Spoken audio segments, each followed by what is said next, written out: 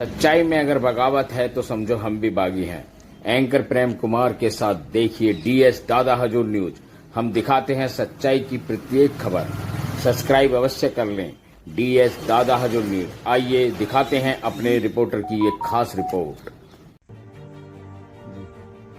जो आप पूछ रहे हैं कि गुलाम हैदर सीमा सचिन मीना के खिलाफ जेवर कोर्ट में क्या केस कर सकते हैं, इस मामले में हमारी भारत की न्याय पद्धति की धारा 83 सीपीसी की धारा 83 साफ तौर पर कहती है कि किसी विदेशी देश में रहने वाला प्रत्येक व्यक्ति जिसकी सरकार भारत के साथ युद्ध में है और उस देश में केंद्र सरकार द्वारा दिए गए लाइसेंस के बिना व्यापार कर रहा है, मतलब वहां रह रहा है, इस धारा के प्रयोजन के लिए किसी विदेशी देश में रहने वाला विदेशी शत्रु माना जाता है और विदेशी शत्रु माने जाने के कारण वो केस नहीं कर सकता है। Every person residing in a foreign country the government of which is at war with India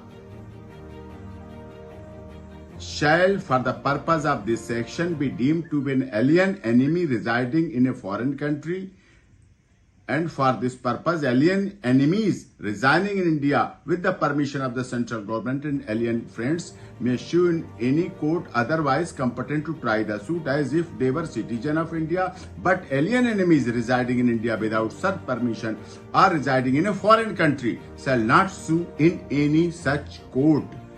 Shall not sue in any such court.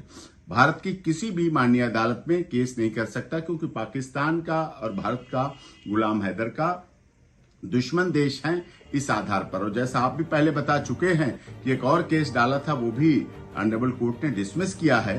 तो इस आधार पर ये साफ तौर पर है, ये इस तरह से केस नहीं हो सकता, नहीं चल सकता है। और ये हमारी सीपीसी इस मामले में बहुत क्लियर है। ये केवल हैरेसमेंट है, ये केवल थ्रेट है, ये केवल धमकी है। जो सीमा सचिन मीना सही ढंग से रह रहे हैं, उनको हर समय पहले भी यही होता रहा है। लगातार उनको उस तरह से उनके जीवन को, उनके बच्चों के लिए खतरा है और उनको थ्रेट लगातार इस तरह से लीगल थ्रेट भी दी जा रही है कि इस तरह से आएंगे, इस तरह से डराया जा रहा है, उन्हें धमकाया जा रहा है, और ये गलत है।